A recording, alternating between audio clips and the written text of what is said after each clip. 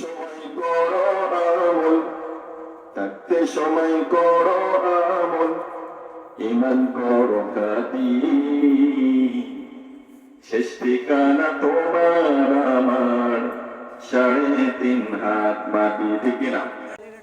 আল্লাহ তাআলা ইরশাদ করলেন, আল্লাযী খালাকাল মাউতা ওয়াল হায়াতা লিয়াবলুয়াকুম আইয়ুকুম আহসানু আমালা। আল্লাহু আকবার। আল্লাহ তাআলা বললেন, বান্দা আমি হায়াতকে সৃষ্টি করেছি, আমি মাউতকে সৃষ্টি করেছি, আমি এর জন্য সৃষ্টি করেছি, আমি দেখতে চাই কর্মের দিক দিয়ে তোমরা কে উত্তম। সকলে বলি আল্লাহু আকবার। আল্লাহ তাআলা আমাদের কর্মকে দেখতে চান। বান্দা এই দুনিয়ার মধ্যে আমার বাড়ির পোষা কুকুরটা আমার দুপুর বেলার আমার রাতের বেলার কাটা হার হেঁটে ছোট গুলো খাই ঠিক কিনা? আমার ভাইরা যখন রাত লেগে যায়, যখন রাত আস্তে আস্তে গভীর হয়ে যায়, আপনি রাত 2টার দিকে 3টার দিকে উঠছেন, দরজা খোলার সাথে সাথে আপনার বাড়ির কুকুরটাও জেগে যায় ঠিক কিনা?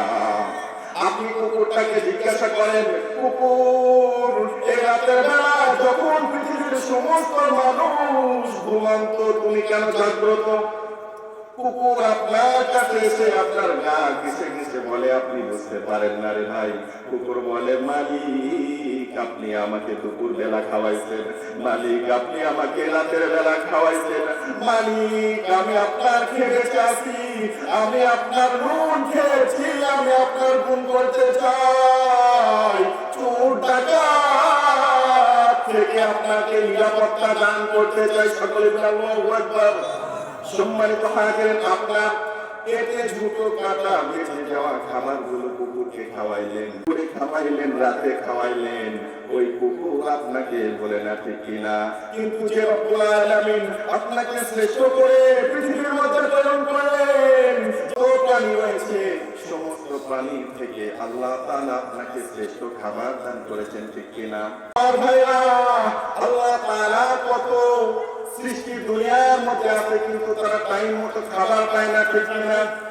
রাত রাত না খেয়ে ঘুরতেছে, খাবার পায় না, কিন্তু আল্লাহ তাআলা আপনাকে কত সুন্দর রিজিকের ব্যবস্থা করে দিয়েছেন, শ্রেষ্ঠ রিজিকের ব্যবস্থা করে দিয়েছেন। একটা কুকুর মালিককে ছিল, একটা কুকুর মালিককে ছিল, আজ থেকে মালিকের ঘরকে পাহারা দিল, কিন্তু যে রব্বুল আলামিন আমাকে আপনাকে শ্রেষ্ঠ কিতাব দিল, যে রব্বুল আলামিন আমাকে আপনাকে শ্রেষ্ঠ নবী দিল, যে রব্বুল আলামিন আমাকে আপনাকে ইন্নাদ্দীনা ইনদাল্লাহিল ইসলাম, পৃথিবীর মধ্যে একমাত্র আল্লাহ তাআলার পছন্দনীয় ধর্ম হলো ইসলাম, যে রব্বুল আলামিন কোনো দরখাস্ত ছাড়াই এগুলো দিলেন, আমরা কেউ রবের জন্য দৈনিক 5 বার গিয়ে মসজিদে সিজদা দিতে পারবো না। আমার ভাইরা, আপনার জমিনের মধ্যে যত বড় মুসিবত হোক না কেন, আপনি জমিনের মধ্যে যত বড় গুনাহগার হন না কেন, আপনি মসজিদে চলে যান, আপনি রবের দরবারে সিজদা করুন, সিজদা করুন, সিজদা করুন। আমার রব বলতেছেন, উদউনি আস্তাজিব লাকুম, আমার রব বলতেছেন, লা তাকনাতু মির রাহমাতিল্লাহ, ইন্নাল্লাহা ইয়াগফিরুয যুনুবা জামিআ, ইন্নাহু হুয়াল গফুরুর রহিম। সকলে বলি আল্লাহু আকবার।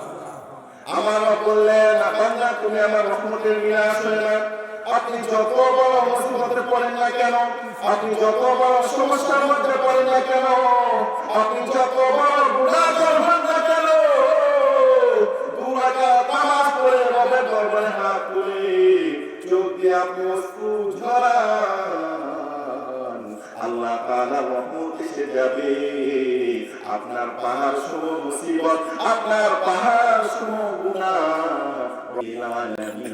মাফ করে দিয়ে আপনাকে মুসিবত মুক্ত গুনাহ মুক্ত করে দিবেন। সকলে বলি সুবহানাল্লাহ।